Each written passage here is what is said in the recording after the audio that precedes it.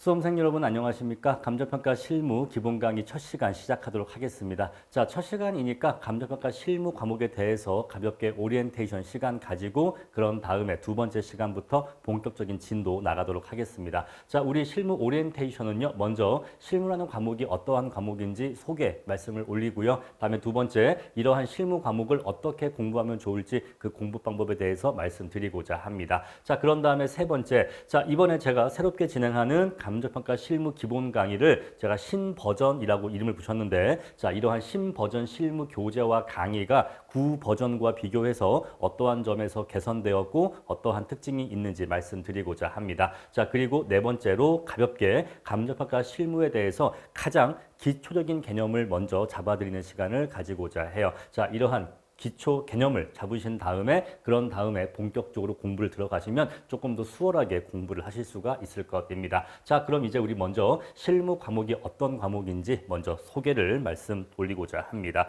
자, 우리 감정평가 실무가 어떤 과목인지는 사실 여러분들이 직접 공부를 해 보셔야지만 아실 수가 있겠죠. 제가 이 짧은 시간 동안에 실무란 이런 과목이다 라고 말씀드린다고 해서 여러분들이 아, 실무는 이런 과목이구나, 이게 실무구나 라고 아실 수는 사실 없는 거예요. 하지만 우리가 그렇다고 해서 실무라는 과목이 전혀 어떠한 과목인지 맥도 잡지 못한 상태에서 무작정 책만 본다고 해서 공부가 잘 되는 것도 아닙니다. 그래서 제가 가볍게 실무라는 과목이 이런 과목이니까 그 전체적인 윤곽을 말씀드릴 테니까 아, 이러한 성격, 이러한 난이도의 과목이구나 라는 것을 파악하시고 전체적인 아웃라인을 잡으신 다음에 그런 다음에 진도를 나가시면서 세부적인 내용을 채워 나가시면 되겠습니다. 자, 실무라는 과목은요, 우리 2차에 세 과목이 있다는 거 아마 다 여러분들 알고 계실 거예요. 자, 우리 2차에는 실무, 이론, 법규 세 가지 과목이 있는데 그 중에서 평균적으로 꽈락률이 가장 높은 과목입니다. 물론 해마다 어떤 해에는 이론, 어떤 해에는 법규가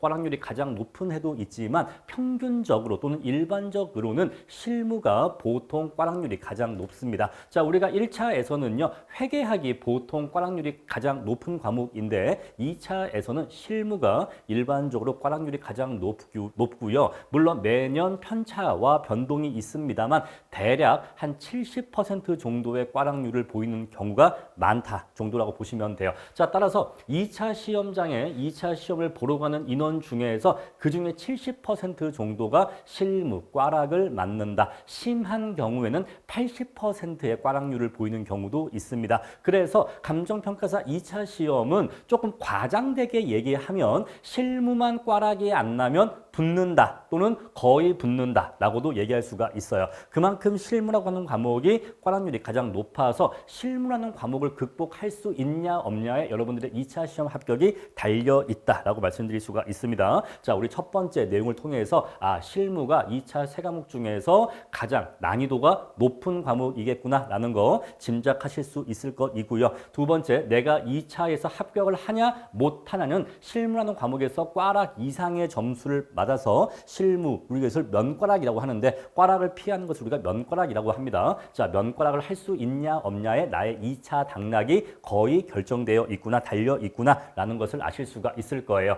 자, 우리 그래서 감정평가사 시험을 공부하겠다라고 한다면 그 사람이 얼마 정도의 기간 동안 공부를 할지, 2년 차 만에 합격을 할지, 3년 차, 4년 차 만에 합격을 할지 또는 붙을 수 있을지 없을지 어떤 수험생의 수험 기간과 당락 여부를 결정하는 과목, 가장 중요한, 가장 실질적인 영향을 미치는 과목이 실무라고 얘기할 수가 있습니다. 자, 제가 앞으로 여러분들께 실무라는 과목에 대해서 말씀을 드릴 때 우리가 고등학교 때 대입 공부 때, 대입 시험 공부 때 했던 수학이라는 과목에 빗대어서 설명을 많이 드릴 거예요. 왜냐하면 우리 고등학교, 대학교 입시 공부에서의 수학의 성격과 우리 감정평가사 시험에서 실무라는 과목의 성격이 매우 유사하기 때문에 그렇습니다. 자, 우리가 좋은 대학 가고 싶다, 명문대학 가고 싶다라고 한다면 당연히 수학 점수가 높아야겠죠. 수학이 결정을 하겠죠. 그런데 우리 감정평가사 2차 시험에서는요, 실무라는 과목이 몇 점이냐에 따라서 그 사람의 수험 기간과 당락 여부까지 결정이 됩니다. 자, 어떤 사람이 5년 공부해도 6년 공부해도 7년 공부해도 끝끝내 못 붙습니다. 왜 못 붙을까요? 물론 여러 가지 이유가 있겠지만 일반적으로 가장 일반적인 이유는 바로 그 사람이 실무가 안 되기 때문입니다. 자, 우리가 이론과 법규는요, 2년차 때부터 아주 고득점이 나오는 경우가 많고요. 특히 이론 같은 경우에는 좀 공부의 양과 점수가 비례하지 않다 보니까 2년차 이론 수석이 많습니다. 2년차에서 3년차가 이론을 수석하는 경우가 많아요. 왜냐하면 공부량과 비례하지 않기 때문이죠. 그러한 성격이 강한데 반대로 법규의 경우에는요. 법규 수석 합격자 중에서는 단연차 수험생이 많습니다. 왜냐하면 법규의 경우에는 공부량과 점수가 비례하는 이 정의 상관관계가 높기 때문이죠. 그래서 법규의 경우에는 연차가 높아지면 점수도 같이 높아지는 게 일반적이고 왜 외우면 되는 거니까. 자, 이론의 경우에는 좀 약간 종잡을 수가 없고 그런데 실무의 경우에는요. 안 되는 사람은 끝까지 안 됩니다. 잘하는 사람은요. 처음부터 잘합니다. 그래서 내가 실무를 얼마나 잘할 수 있냐 없냐가 당신이 내가 감정평가사가 될 상인가를 알려준다 이 얘기예요. 아시죠? 그래서 자, 실무라는 과목을 초반에 빠르게 확실하게 잡으셔야 됩니다.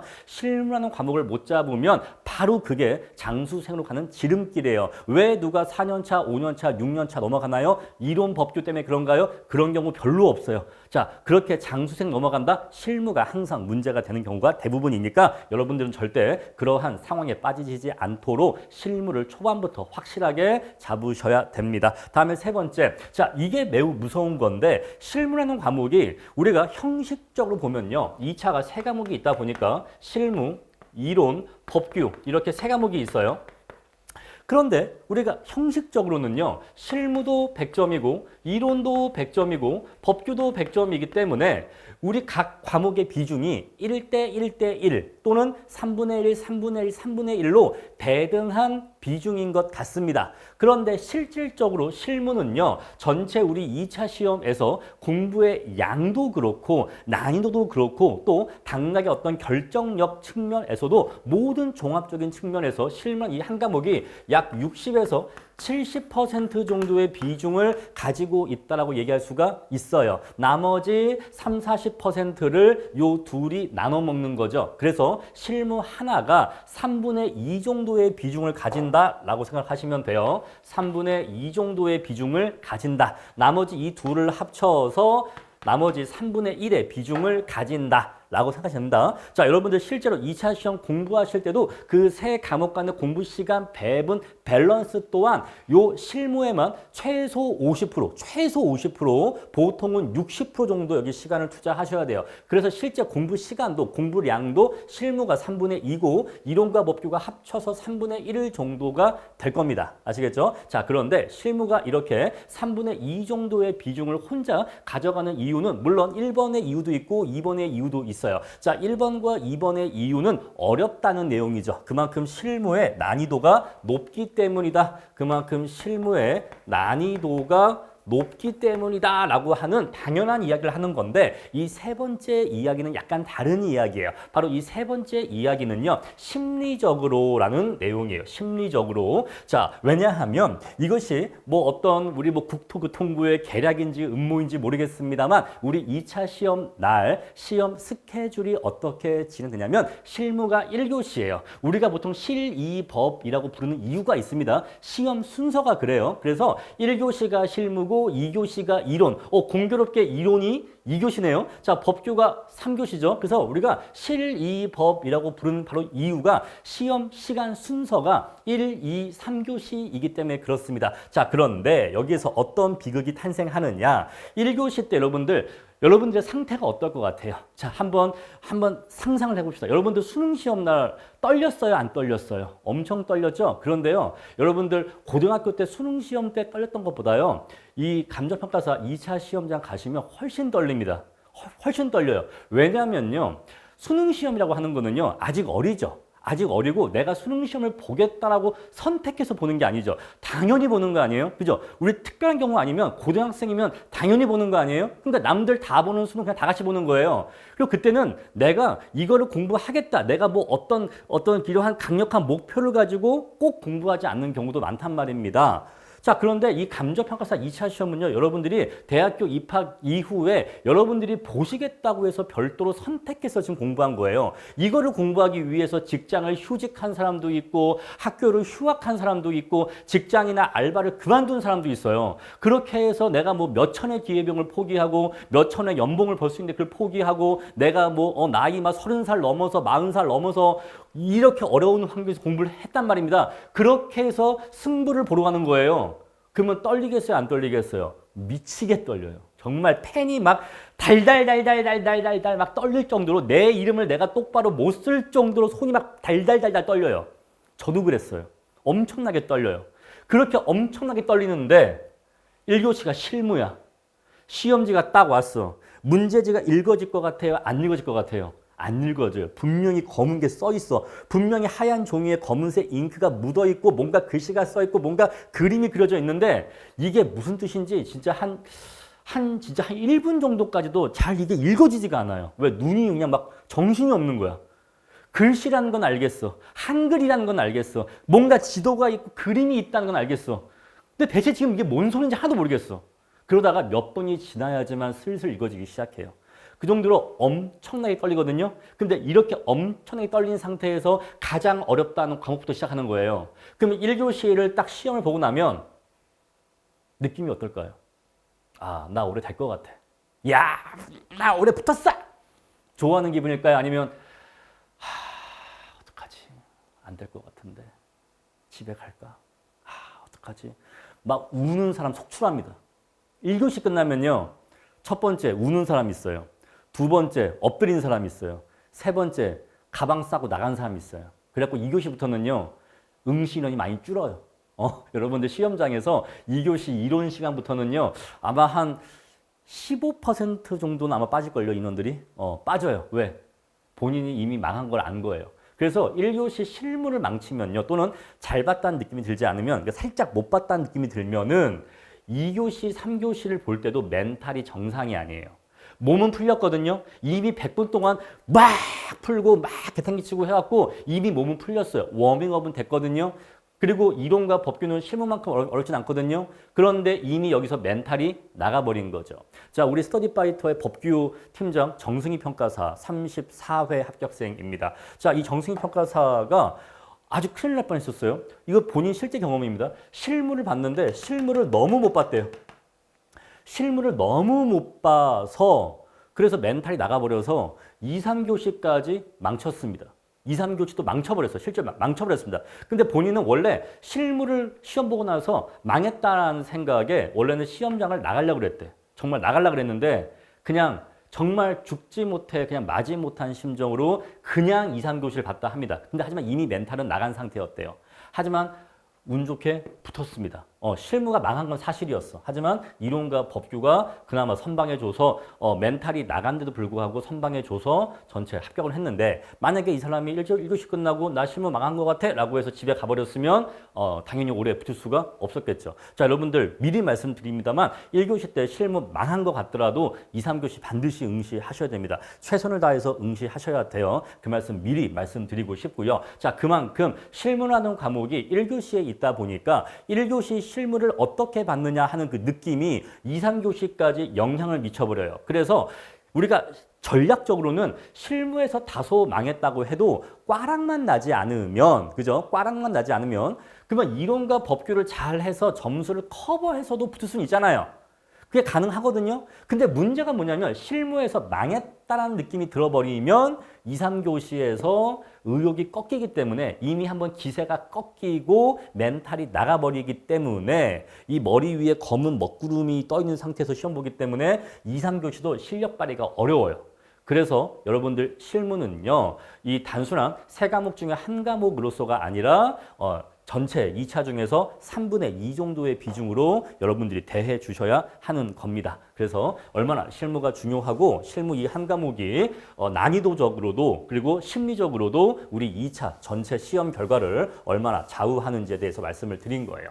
자, 네 번째. 그래서 많은 수험생분들도 알아요. 실무가 가장 어렵다는 거 이미 여러 가지 합격 수기 통해서 여러 가지 학원 강사님들의 말씀을 통해서 실무가 가장 어렵다는 거 알고 있기 때문에 실제로 수험생분들도 실무라는 과목에 가장 노력을 많이 합니다. 하지만 동시에 가장 갈팡질팡도 하는 과목이에요. 내가 지금 공부를 잘 하고 있는지, 이렇게 하면 되는 건지, 원래 이렇게 어려운 건지, 원래 이렇게 오래 걸리는 건지, 나만 못하는 건지 굉장히 혼란스럽고 여러분들이 우울증도 빠지고 정말 자신의 한계를 시험하는 과목이 될 것입니다. 그래서 여러분들이 이렇게 가장 많은 노력이 헛되이 이렇게 낭비, 누수되지 않으려면요. 확실한 로드맵을 세우고 그 로드맵을 믿고 그 로드맵대로 꾸준히 그리고 열심히 따라가시면 돼요. 자꾸 중간에 이게 맞나? 이렇게 해볼까? 라고 자꾸 막 핸들을 꺾지 마세요. 이렇게 해볼까? 이 학원 강의 들어볼까? 이 선생님 강의 들어볼까? 이거 해볼까? 갈팡질팡 하면요. 최단거리로 못 갑니다. 아시겠죠?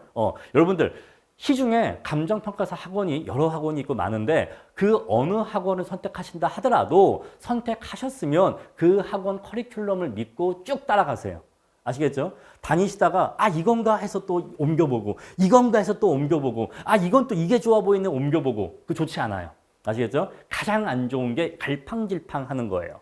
자, 어떤 선생님, 어떤 학원을 딱 선택하셨으면은 그 길을 믿고 쭉 따라가시는 게 제일 중요하다. 그 말씀 드리겠습니다. 자, 그래야지만 노력에 누수가 발생하지 않는다라는 것이고요. 자, 실무가 워낙 학습 시간 자체, 공부 시간 자체가 많이 소요되기 때문에 실무라는 과목에서 학습 시간을 얼마나 단축할 수 있는가에 따라서 전체 성패가 좌우가 돼요. 자, 앞에서 말씀드린 것처럼 실무라는 과목이 공부의 양과 난이도가 가장 많고 크기 때문에 여러분들 당연히 실무 공부에 많은 시간 투자하실 겁니다. 그리고 실무에서 꽈락이 나버리면 2, 3교시 응시가 무의미해지기 때문에 당연히 실무 면꽈락이 반드시 필요한 거예요. 그래서 우리가 2차 공부를 한다라고 하면은 첫 번째 목표가 뭐죠? 바로 실무 면꽈락이에요. 실무 면꽈락만 하면 어떻게든 할 수 있어요. 아시겠죠? 그러니까 실무 면꽈락을 하기 위해서 과연 몇 시간이 투입되어야 되는가? 그게 첫 번째 여러분들 시험의 성패의 관건이에요. 자, 첫 번째 과제가 뭐라고 했죠? 실무 면꽈락. 그러면 그 실무 면꽈락이라는 첫 번째 목표를 달성하기 위해서 내가 몇 시간을 투입해야 되는가? 내가 대체 몇 월 달까지 내가 실무 면꽈락을 만들어낼 수 있는가에 의해서 그래야지만 그 다음부터 이론이나 법규 그런 다른 과목을 공부할 수 있을 거잖아요. 그러니까 이게 얼마나 빨리 끝나냐. 자, 어차피 우리는요. 2차 시험일은 정해져 있어요. 그죠? 자, 2차 공부를 시작하는 날짜는 다 제각각이에요. 어떤 사람은 이때 시작해요. 어떤 사람은 이때 시작합니다. 어떤 사람은 이때 시작해요. 자, 시작하는 날짜는 다 제각각이죠. 누구는 연초에 시작해요. 누구는 봄에 시작해요. 누구는 여름에 시작해요. 제각각이죠. 하지만 우리 2차 시험일은 누구나 다 똑같아요. 그렇죠? 자, 그래서 어쨌거나 자기가 공부를 시작했는데 자, 공부를 이때 시작했다라고 합시다. 그런데 내가 실무 면과락이 나는데 이만큼의 시간이 들어갔다. 실무 면과락에 이만큼의 시간이 투입되었다. 그럼 이제 내가 다른 걸 할 수 있는 시간은요. 이제 요만큼 남아있는 거죠. 그런데 만약에 내가 실무 면과락을 요만큼의 기간 내에 할 수 있다면 나는 그러면 이제 다른 걸 할 수 있는 시간이 요만큼이 주어지는 거잖아요. 그러면 이 사람을 비교해 보면요. 이 사람은요. 요만큼의 시간만큼을 다른 과목에 더 쓸 수 있는 거죠. 그럼 당연히 누가 유리할까요? 당연히 이 사람이 더 유리하겠죠. 그래서 실무 면과락 수준까지 내가 얼마나 빨리 이렇게 확보할 수 있느냐. 내가 얼마나 빨리 거기까지 달성할 수 있느냐, 도달할 수 있느냐에 의해서 너 시간 얼마나 세이브했어? 요만큼 시간 세이브한 것만큼이 다른 수험생에 비해서 경쟁 우위가 될 것입니다. 그죠? 자, 이 경쟁 우위가 커지면 커질수록 이 수험생이 다른 수험생보다 앞서 나갈 확률이 더 높아지는 거죠. 그래서 실무에서 학습 시간을 얼마나 줄일 수 있느냐가 여러분들 2차 공부 전체 성패를 좌우한다라고도 얘기할 수가 있어요. 다음에 6번. 자, 실제 현업과는 괴리가 있습니다. 자, 이게 뭔 소리냐? 우리가 실무라는 과목 이름이요. 자, 우리가 한자어를 그대로 풀이하면 실제로 하는 업무란 뜻이죠. 실제로 하는 업무에서 실무인데 이 우리가 실무라고 하는 것은요. 수험실무라고 해야 정확한 표현이에요. 수험실무. 자, 수험실무. 우리가 시험 보는 건 실제 현업이에요? 아니면 수험 실무예요? 우리가 시험 보는 건 수험 실무예요. 자, 이 말씀을 왜 드리느냐 하면은 자, 우리가 그 공부하는 실무라는 이 과목은요. 이 수험 실무는요. 평가 법인에서 평가사들이 실제로 행하는 감정 평가 활동, 행위와는 좀 괴리가 있단 말입니다. 그래서 이 양자를 구분하기 위해서 제가 현업이라고 얘기를 하는 거예요. 현업. 아시겠죠? 자, 그래서 현업에서 하는 대로 푼다고 해서 반드시 맞게 푼 것도 아니야.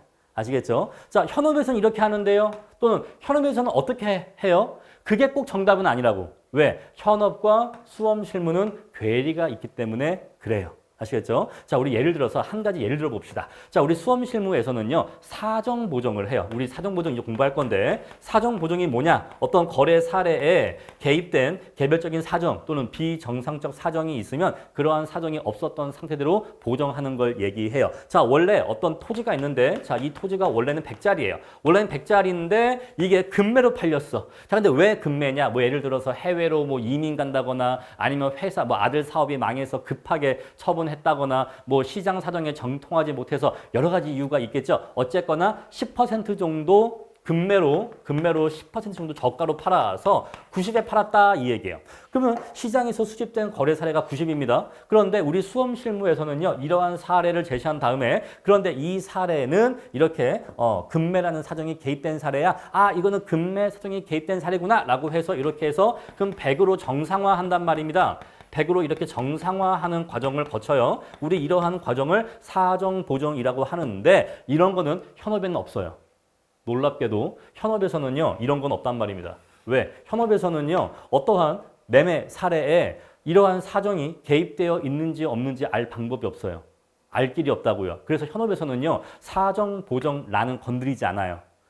여러분들이 감정평가사 생활을 아마 수십 년을 하신다면 정말 그 중에 한두 건 정도 보실 수도 있는데, 사람에 따라 이거 여기다가 뭐 1이 아니라 이건 당연히 1.00으로 고정된 칸이거든요. 감정평가 보고서를 보시면은 그 칸이 있고 양식이 있을 텐데 그냥 이 칸은 그냥 1.00으로 그냥 고정된 칸이다라고 생각하시면 돼. 이건 그냥 고정이야. 얘는 그냥 건드리면 안 되거든요. 그런데 뭐 사람에 따라서 워낙 뭐 다종다양한 사람들이 있고 뭐 특이한 사람도 있고 막 하니까 누가 이거를 막 건드린 경우도 있겠지. 근데 그런 경우 거의 없어요. 아시겠죠? 그래서 현업에서는요. 사정 보정은 없어요. 할 수도 없어. 왜냐면 그게 뭐 금매인지 아닌지 내가 어떻게 알아요? 알 방법이 없지. 그죠? 그래서 우리 현업은요. 사정 보정이 있지도 않아. 하지만 우리 수험 실무에서 막 물어봅니다. 뭐 이런 사정 저런 사정 막 물어봐요. 심지어 사정도 막 2개를 막 같이 줘요. 막 금매에다가 막 철거비 보정 막 같이 줍니다. 그거는 다 수험 실무야. 또 뭐가 있냐면요. 현금 등가. 자, 현금 등가라는 게 있어요. 우리 또 공부할 거예요.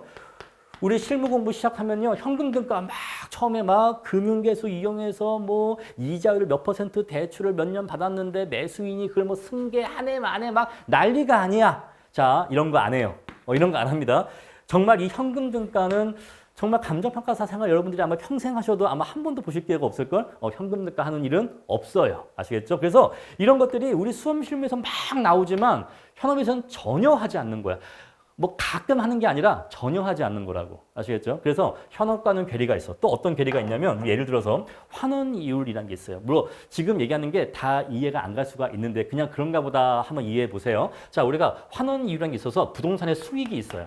자, 이 부동산은 이만큼의 수익이 발생한 부동산이야 라는 게 있는데 얘를 이렇게 환원 이율이라는 것으로 이렇게 나눠주면은 그 부동산이 얼마짜리인지가 나온다 이 얘기예요. 우리 이러한 평가 방법을 수익환원법이라고 합니다. 자, 우리 그래서요 어떤 뭐 원룸이 있어. 그 원룸 건물이 있는데 매년 순수익이 얼마가 발생해. 그러한 원룸 건물이 있는데 순수익이 얼마인데 환원율이 얼마니까 이걸로 나눠주면은 그 원룸 건물이 얼마짜리인지 가치가 나온다 이 얘기예요. 자, 물론 실제로도 이렇게 평가해요. 그런데 자, 우리가 이 환원율을 구하는 여러 가지 수학적인 방법들이 있어요. 여러 가지 수학적인 환원이율을 구하는 방법들이 있는데 그 중에서 대부분은 현업에서 쓰지를 않아요. 자, 대표적으로 에루드법이라는 게 있어요. 에루드법. 에루드라는 사람이 만든 방법인데, 자, 이렇게 에루드법 같은 거는 우리 수험 실무에서는 엄청 나와. 또 공부할 거예요. 실무도 공부할 거고 이론도 공부할 건데 실제 현업에서는요. 에르드법으로 환원이율을 산정한 사례는 아마 단 한 건도 없을걸요. 지금까지 감정평가 역사상 그 어떤 법인 그 어떤 평가사도 아마 이런 에르드법으로 환원이율 구한 사람은 아마 한 명도 없을걸요. 아 정말 그 정도로 거의 없을 거예요. 저는 없을 거라고 단정할 수도 있을 것 같은데 혹시 모르니까 그만큼 우리 수험 실무에서는 여러 가지 막 이론적인 얘기를 막 하면서 이 문제를 구성하는데 그 실무 문제는 반드시 현업을 그대로 반영하고 있지는 않아요. 그렇다고 해서 현업과 아주 상관이 없는 것도 아니야. 그래서 현업이라는 아이디어, 현업에서 발생하는 여러 가지 다양한 아이디어들이 있겠죠. 이 아이디어들을 여러 가지 수험적인 수험 이론과 결합시켜서 문제를 만들어낸 것이 바로 수험 실무다라고 생각을 하시면 돼요. 그래서 여러분들은 우리 현업에서는 어떻게 하고 있고 현업이 무엇인지를 맛보기로 정도 아실 필요는 있는데 이게 그대로 수험 실무화, 문제화 되는 것은 아니고 여기에 수험 이론이 결합되어서 우리 수험 실무를 구성하는 거다. 그래서 여러분들이 수험 실무를 잘한다고 해서 현업 실무를 잘하는 건 아니에요. 반대로 현업 실무를 잘하는 사람들이 수험 실무를 잘하는 것도 아니에요. 그래서 우리 뭐 법인에서 10년씩, 20년씩 감정평가업을 오랫동안 해오신 분들한테 수험 실무 시험 보라고 하면은 꽈락이 나요. 왜? 다 까먹었어.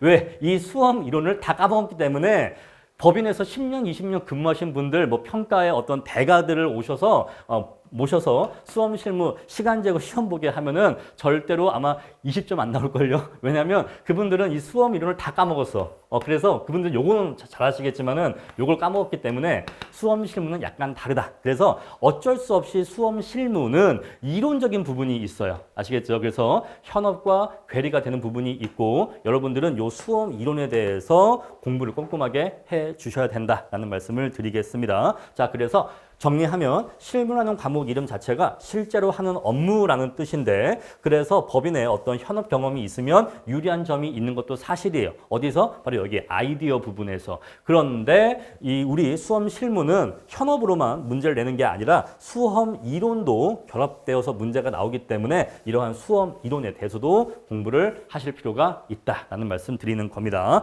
자, 우리 그러면요. 실무라는 과목은요. 결국 우리가 어떤 내용을 담고 있냐면 감정평가사가 평가하는 토지 등이 우리가 토지 등이라고 표현을 하는데 그냥 가장 쉽게 얘기하면 토지 플러스 건물이라고 생각하시면 돼요. 물론 감정평가사가 평가하는 평가 대상이 토지와 건물 말고도 여러 가지가 있지만 그냥 가장 대표적으로 우리 토지와 건물을 평가한다라고 보시면 됩니다. 자, 우리 토지와 건물이 얼마짜리인지를 그 가액을 평가하는 작업이 바로 실무라는 과목의 내용이에요. 그래서 실무 문제를 보면요. 여러 가지 토지가 주어지고 여러 가지 건물이 주어지고 여러 가지 물건이 주어져요. 그러면 그 물건들이 얼마짜리인지를 구하게 합니다. 자, 얼마짜리인지를 구하게 하려면요. 당연히 뭐가 들어가요? 수리적인 내용이 들어갈 수밖에 없어요. 자, 우리 그래서 내용 이렇게 워프에서 먼저 9번부터 봅시다. 자, 실무라는 과목이 이러한 성격을 담고 있기 때문에 수리적인 능력을 요하고 있다라는 것이에요.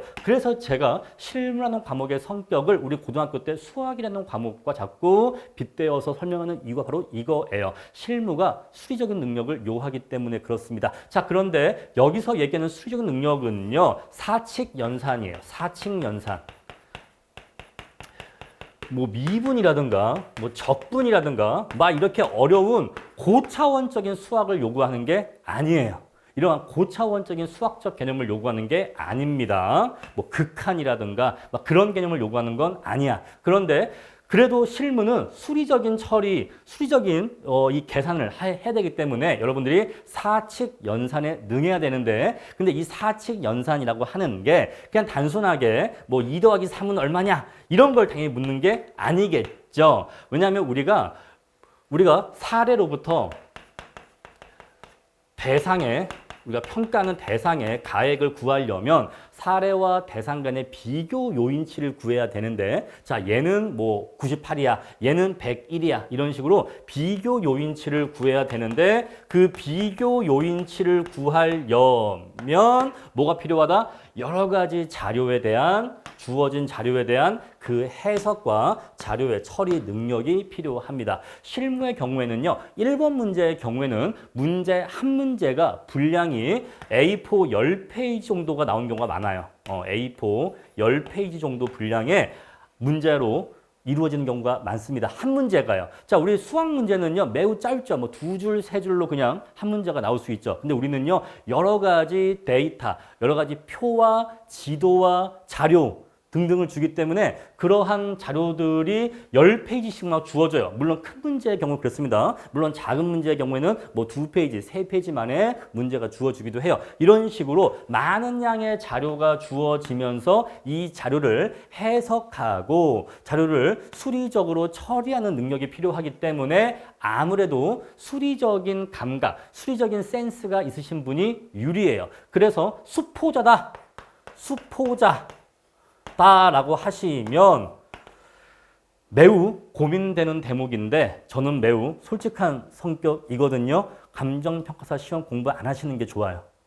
이거는 제가 말씀드립니다. 자, 우리 문과 쪽 전문직에는요, 회계사가 있고, 그 다음에 세무사가 있고, 평가사가 있어요.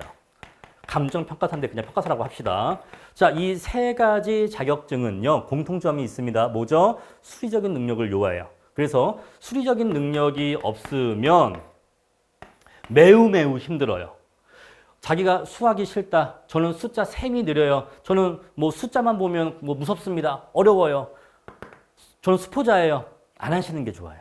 아시겠죠? 저는 여러분들 인생이 너무 소중하기 때문에 누구나 수학을 잘할 수는 없어요. 또 누구나 수학을 잘할 수도 없어요. 그래서 이 수학적인 능력에 있어서 자신이 없다, 약하다 하시는 분들은 이런 회계사, 세무사, 평가사 이렇게 숫자 계산을 다루는 과목은 이 시험은 안 보시는 게 좋아요. 그러면 다른 시험 뭐가 있냐? 알려드릴게요. 자, 법무사가 아니고 법무사, 그리고 노무사가 전혀 숫자가 없어요. 이 과목들은 순수한 법 과목이기 때문에 숫자가 거의 없거나 전혀 없고요. 뭐 변호사도 역시 수학을 보지 않죠. 그래서 이쪽이 숫자를 다루지 않습니다. 제가 이 말씀을 왜 드리냐면 저는 학원 강사이기 때문에 최대한 많은 분들이 감정평가사 시험에 입문하셔서 공부하시는 게 뭐 사실 저한테는 좋은 일입니다. 왜? 수강생수가 느는 일이니까. 하지만 저는 그러고 싶지는 않아요. 미리 말씀드려요. 이 지금 실무라는 과목이 지금 이거 1교시, 이거 지금 뭐죠? 오리엔테이션 시간이죠? 지금 첫 교시인데 지금 무료 공개 강의로 올려드릴 것이고 여러분들이 이 강의 들어보시면서 평가사 시험을 공부할지 말지도 결정하실 거고 많은 분들이 내가 평가사를 공부할까 말까 지금 수많은 공무원, 교사, 공기업 직원, 심지어 대기업 뭐 직원, 사원들이 평가사 시험을 공부할까 말까 엄청 공부하고 있고 저한테도 이메일 보내서 엄청 뭐 상담하시는데 저는 상담은 잘 못 해드려요. 왜냐면 상담의 주 내용이 뭔지 아세요? 저 뭐 몇 살, 뭐 회사원입니다. 뭐 몇 살 공무원입니다. 제가 뭐 평가사 시험 보려고 하는데 합격할 수 있을까요? 모릅니다. 몰라요. 저는 점쟁이가 아니에요. 제가 합격할 수 있을까요? 모른다니까요. 제가 상담을 해드릴 수가 없어. 여러분들의 결과는 제가 알지 못해요. 제가 누군지 알고 당신은 평가사가 될 상입니다. 이런 거 제가 알 수가 없죠. 아시죠? 그래서 저는 그런 류의 상담은 안 받아들이고 못 받아들여요. 왜? 제가 모르니까. 그래서 근데 그거 말씀드릴 수 있어요. 만약에 본인이 수포자라면 그리고 자기는 숫자에 너무너무 약하다라고 하시면 안 하시는 게 좋아요. 이쪽 자격증은 안 하시는 게 좋아요. 자, 그래서 본인이 선택을 하셔야 돼. 여러분들 인생 너무 소중하기 때문에 수포자인데도 불구하고 노력으로 커버할 수 있을 거야. 자, 노력으로 커버할 수 있는 경우도 있고 없는 경우도 있어요. 저 같은 경우에는 고3 3월달 모의고사까지 수학 점수가 20점이었어요. 80점 만점에 20점이었습니다. 이거 지금 리얼 실화고 제 네이버 카페 제 아마 윤스타그램인가 게시판에 가면은 요 글 무려 장장 3편에 걸쳐서 있어요. 요거 싫어하고 저는 거의 뭐랄까 한국 교육계에 이런 일이 또 있을까 싶을 정도로 고3 3월달까지 수학 20점 스포자였는데 이거 사실 스포자예요. 왜냐하면 앞에 4문제 중에서 3문제 풀고 나머지는 다 찍었거든요. 몰라요. 저는 이거 X자 인수분해도 잘 못했어요. 그랬는데 공부해서 고려대 경영학과 갔죠. 그러니까 노력을 해서 되는 경우도 있어. 그래서 노력을 그러면 지금까지 안 한 건지 하면 될 건지 또는 해도 안 될 건지 그건 제가 몰라. 그건 여러분들이 선택이야. 아시겠죠? 여러분들이 나는 이번에 내가 해내겠어. 저는 이때 이런 상태에서 대학을 가야겠다. 대학을 좋은 데를 가려면 수학 점수가 이 모양 이 꼴이어서 갈 수가 없다라고 생각을 했고 저는 그래서 수학 점수를 높이기 위해서 엄청난 노력을 했습니다. 그래서 점수가 높아졌죠. 그래서 이제 대학을 갔죠. 그래서 이렇게 노력으로서 커버할 수 있는 경우도 있어요. 여러분들이 그 정도로 노력을 하실 건지 말 건지는 본인 선택이에요. 저는 그래서 분명히 말씀드렸어요. 감정평가사 시험은 실무가 관건인데 실무는 수리적인 능력을 요한다고 말씀드렸어요. 그래서 수리적인 능력이 있으시면 이런 자격증 공부하시는 거 오케이. 없으시면 이러한 수학적인 과목, 수리 숫자가 들어가지 않는 이러한 자격증을 보시는 것을 추천, 권장해 드려요. 하지만 현재까지는 내가 이쪽인데 현재까지는 내가 이건데 내가 한번 이 기회에 업그레이드 미 또는 value of me 나를 한번 나의 가치를 높여보겠다. 내가 한번 해보겠다라고 하시면 공부하셔서 도전하실 수도 있을 건데 그건 본인 판단이에요. 저는 고작 꼴랑 수강료 얼마 때문에 여러분들 소중한 인생이 이 감정평가사 시험에 막 1년씩, 2년씩, 3년씩 투입되고 낭비되는 걸 원하지 않아요. 그러니까 미리 말씀드립니다. 그렇다고 해서 제가 말씀드렸어요. 우리 실무가 말하는 이 수리적인 능력이 뭐 미적분이라든가 뭐 벡터, 기하, 확률과 통계 이렇게 고차원적이고 어려운 수학을 요구하는 게 아니에요. 그런 수학 아닙니다. 그런데 사칙 연산이 빨라야 돼. 아시겠죠? 근데 계산기를 줘. 계산기를 주기 때문에 암산 능력도 요구하는 게 아니야. 하지만 그러면 대체 미적분도 아니고 계산기도 주는데 대체 이 수리적인 능력이 뭐란 말입니까? 바로 이거예요. 10페이지 가까이 주어지는 여러 가지 표와 자료가 있어. 거기에서 내가 필요한 수치를 뽑아내서 수식에 집어넣어서 계산을 해내는 이 과정이 빨라야 돼요. 이 과정이 빠르고 정확해야 됩니다. 그래서 그게 어려운 거예요. 아시겠죠? 왜? 시간이 부족하니까. 자, 우리 시험은요, 시간 제한이 있잖아요. 여러분들, 우리가 이제 학위 코스 공부가 있고, 시험 코스 공부가 있어요. 학위 코스, 우리가 뭐 석사, 박사 막 따는 게 학위 코스 공부고, 시험 공부가 있단 말입니다. 이 두 공부의 가장 큰 차이점이 뭐겠어요? 바로 시간 제한이에요. 시간 제한. 학위는 여러분, 뭐 박사 학위는 뭐 물론 이제 뭐 누구나 빨리 따고 싶겠지만 박사 학위는 뭐 5년 내에 따야 돼, 뭐 6년 내에 따야 돼, 뭐 이런 있습니까? 시간 제한 솔직히 없잖아요. 본인이 하면 되는 거예요. 그리고 이쪽은요, 빨리 딴다고 꼭 좋은 것도 아니야. 근데 우리 시험은요, 시험 날짜가 정해져 있고 그 날에 한 과목당 주어지는 시험 시간이 정해져 있습니다. 실만 이 과목을 세우라 내오라 풀면은 엄청 잘 풀 수 있는 사람도 왜 그거를 100분이라는 시간을 딱 한정해서 100분 내에 풀어! 라고 하면 100분 내에는 제가 손이 느려서 어쩔 수 없어요. 그러면 그분은 시험에 적합하신 분이 아니에요. 아시겠죠? 시험은 100분, 우리가 한 과목에 100분씩 주어지는데 1시간 40분이죠. 100분 동안 얼마나 빨리 풀 수 있는데 100분 동안 얼마나 많이 풀 수 있는데 그걸 겨루는 시합이에요. 아시겠죠? 그러니까 이 시험이란 걸 보시려면 이 시험의 룰에 적응하셔야 되는데 우리 실무라는 시험의 이 룰은요. 100분이라는 시간 동안 이렇게 많이 주어져 있는 여러 가지 표와 텍스트와 자료, 지도, 그림 이런 것들을 해석해서 거기에서 문제를 푸는데 필요한 수치를 추출해내서 또는 내가 조합해서 구해내서 그것들을 여기다가 집어넣어서 계산을 딱딱딱딱 해서 얼마 딱 답을 뽑아낼 수 있느냐 그 능력을 시험 보는 거예요. 그러니까 수리적인 능력이 빠르면 좋아요.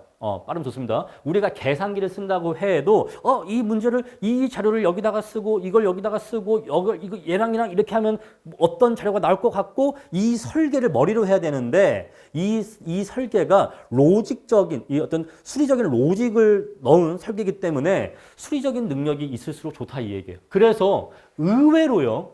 이공계 출신들이 빨리 붙어요. 감정평가사 시험이 문과 쪽 자격증이라고 알려져 있기 때문에 보통 이제 뭐 문과생들, 뭐 부동산학과라든가 뭐 도시계획과라든가 뭐 경영학과, 경제학과 이런 쪽 학생들이 많이 공부하거든요. 그런데 의외로 이과 쪽 사람들은요, 문과 쪽 베이스가 없어도 이 수리적인 능력이 워낙 뛰어나다 보니까 금방 붙어요. 그래서 저는 오히려 뭐 부동산학과를 다닌다 하는 문과생보다는 뭐 생전 뭐 관계없는 뭐 금속, 기계, 화학 이런 거 하시던 이과생분들이 엄청 금방 붙으시더라고. 왜? 이게 되니까. 법과목은요. 법과목은 금방 해요.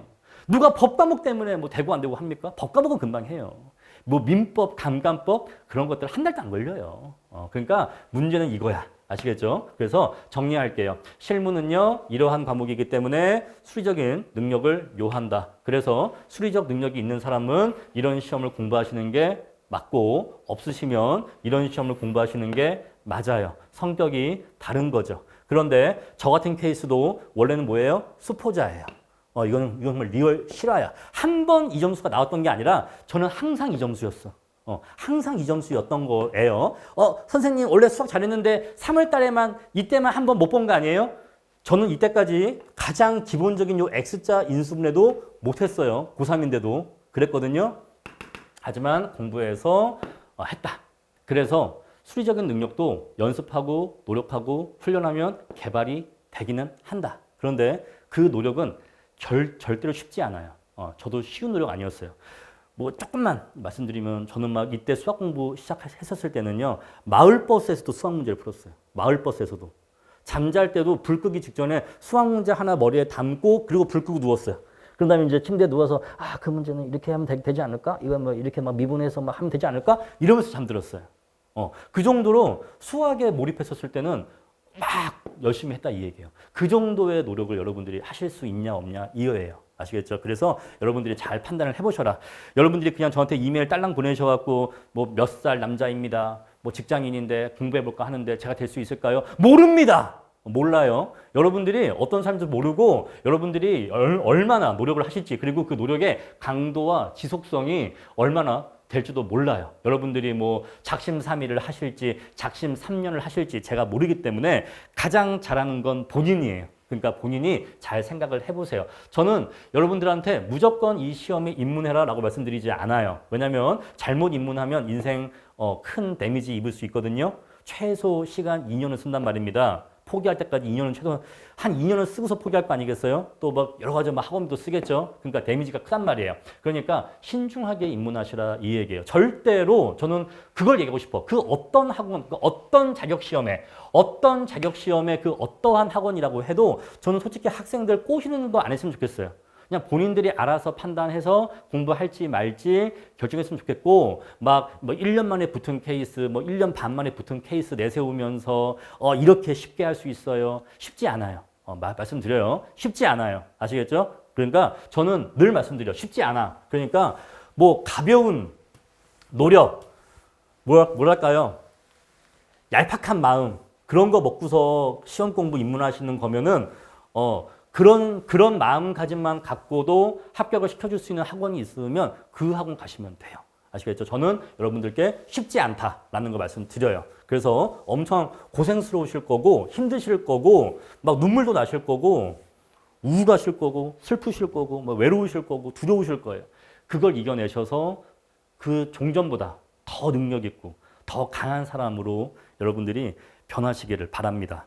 자, 이렇게 해서 실무라는 과목이 어떤 과목인지 살짝 말씀드렸어요. 요거 하나만 더 말씀드릴게요. 자, 우리가 일반 평가가 있고 보상 평가가 있는데, 자, 우리 일반 평가는 말 그대로 사적 평가예요. 뭐 개인과 개인이 거래하거나 뭐 기업과 개인이 거래하는 그러한 평가인데, 요거는 우리 2차 이론과 관련이 있어요. 그리고 우리가 국가가 공익 사업을 하다 보면은 사인의 토지를 강제로 뺏는 게 있는데 우리 이것을 보상 또는 수용이라고 해요. 그래서 이거는 일반적인 매매가 아니라 국가가 공권력에 기반해서 강제로 뺏는 것이기 때문에 이거는 일반적인 토지 거래와 성격상 차이가 있겠죠. 우리 이것을 수용이라고 하는데 이 토지 수용과 관련해서는 우리가 보상 평가를 하게 돼요. 이것과 관련된 내용을 공부하는 과목이 바로 2차 법규이기 때문에 실무라고 하는 것은 사실 이론과 법규의 종합 과목이에요. 그래서 우리가 실의법을 그림을 이렇게 그려서 관계도를 나타낼 수가 있어요. 자, 이렇게 실무가 있다라고 한다면 이게 실무다라고 한다면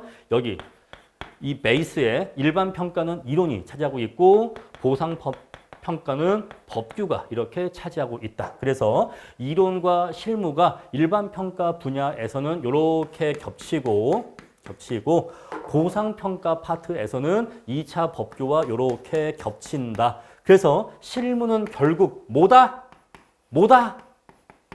종합 과목이다 라고 얘기할 수가 있어요. 종합 과목. 아시겠죠? 그래서 실무는 2차 종합 과목이니까 실무 하나에 이론과 법규까지 다 들어가 있다라는 거 말씀을 드리겠습니다. 자, 이렇게 해서 실무라는 과목이 어떤 과목인지 여러분들께 간단히 말씀드렸고 원래는 사실 이 말씀까지는 원래는 안 하려고 했었어요. 너무 겁을 드리는 것 같아서 이 마지막에 수리적인 능력 부분에 대해서는 그냥 이 정도만 얘기하고 넘어가려고 했는데 말씀을 하다 보니까 드리다 보니까 결국 또 얘기가 나와 버렸어요. 이 감정평가사 시험을 공부할까 말까 고민하시고 이렇게 하시는 분들이 꽤 요새 많으신데 특히 직장인분들이 많으신데 그랬을 때는 절대로 가벼운 마음으로 입문하시면 안 된다. 이거는 운전면허증도 아니고 공인중개사증도 아니에요. 그렇죠? 그래서 이건 굉장히 어려운 시험이고 굉장히 큰 노력을 투입해야지만 붙을 수 있는 시험이기 때문에 물론 가끔씩 행운아는 있어요. 여러분 원래 우리가 인생 살다 보면 그 어떠한 영역에서도 다 행운아가 있어요. 사업 쪽에서도 별로 노력 안 했는데 사업적으로 성공한 사람도 있고 그냥 똑같이 복권 사도 복권이 당첨된 사람도 있어요. 그러니까 그런 행운적인 그런 케이스를 바라보고 내가 나도 그걸 따라하면 절대 좋은 결과 얻기 어렵습니다. 어떤 사람이 복권을 샀는데 당첨됐어. 우와, 이 사람은 복권을 처음 샀는데 첫 번째 산 복권이 1등 당첨됐어. 나도 사봐야지. 그럼 내가 될 수 있을까요? 어렵죠. 확률적으로 매우 낮잖아요. 그죠? 마찬가지예요. 우리가 어떤 시험이나 초단기 합격자가 있어요. 그러니까 그분은 물론 똑똑하시고 열심히 하신 것도 있는데 저는 거기에 한 가지 요소가 더 있다는 것도 알아요. 바로 운이에요. 운도 있었던 거예요. 아시겠죠? 그래서 그 운이라는 요소가 나한테도 반드시 있다라고 전제하시면 인생 사는 게 힘들어져요. 왜? 대부분은 운이 없거든요. 왜 우리가 운을 운이라고 부를까요? 그만큼 드물기 때문에 우리가 운이라고 하는 거예요. 우리가 길을 가다가 길거리에서 10,000원짜리 지폐를 줍는 행운이 과연 우리 인생 삶에서 과연 몇 번 있을까요? 우리가 1년에 365일을 살고 10년이면 3,650일을 사는데 우리가 전 인생을 살면서 길거리에서 10,000원짜리 지폐를 한 장 줄 수 있는 행운이 과연 몇 번 있을까요? 드물죠. 그러니까 우리가 행운이라고 하는 거예요. 그러니까 운이라고 하는 건 있으면 좋아요. 또 있기를 바래요. 하지만 나한테 반드시 있다라고 전제하시고 계획을 짜시면 곤란하다 이 얘기예요. 아시겠죠? 그래서 저는 기본적으로 항상 여러분들이 노력이라는 전제를 깔아주시기를 바래요. 요새 유튜브에 너무나 많은 가짜 성공 스토리가 많아요.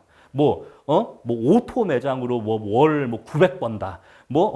고기 팔아서 월 1억 번다. 월 얼마 버는 방법. 놀면서 얼마 버는 방법. 다 거짓말이에요. 저는 그거 다 거짓말이라고 생각해요. 그리고 그런 영상을 보는 게 안 좋다고 생각해요. 왜 그럴까요? 다 가짜이기 때문에 그래요. 물론 가끔씩 그런 행운아가 있을 수도 있어요. 가끔씩 그런 운이 좋아서 별로 노력 안 했는데 성공한 사람이 있을 수도 있다고요. 그런데 제가 인생을 꽤 살아오면서 40년 넘게 살면서 느낀 게 뭐냐면 물론 가끔씩 운이 있는 경우도 있지만 운은 나를 조금 더 뒤에서 밀어주는 효과일 뿐이에요. 결국 내가 앞으로 가야 돼요. 내가 앞으로 가야 되고 내가 앞으로 나갈 땐 마찰과 저항이 있는 거예요. 그 마찰과 저항을 이기면서 앞으로 나가는 건 쉽지 않아요. 그러니까 여러분들이 절대로 이 감정평가사 시험을 입문할까 말까 고민하시는 분들이 아마 이 영상을 많이 보실 텐데 이 영상 보신다면 저는 먼저 말씀드리는 거예요. 쉽지 않다. 그러니 안 할 거면 애초에 하지 말아라. 그리고 전문직도 아무나 하는 게 아니에요. 전문직은 전문직을 할 만한 사람이 하는 게 맞는 거예요. 그만큼 의욕적이고 스마트하고 열정적인 사람이 전문직을 해서 이렇게 자신의 커리어를 쌓아가는 게 맞는 거예요. 그러니까 그 정도의 의지와 노력을 하실 분들이 요 시험에 입문하시는 게 맞다라고 말씀을 드립니다. 무작정 입문하지 마시고 입문하실 거면은 그만큼 각오를 하시고 입문을 하셔라. 그 말씀을 드리겠습니다. 자, 이렇게 해서 실무라는 과목이 어떤 과목인지만 말씀드리려고 그랬는데 본의 아니게 조금만 더 말씀을 덧붙였어요. 그래서 여러분들이 한번 생각을 잘 해보시기를 바라겠습니다.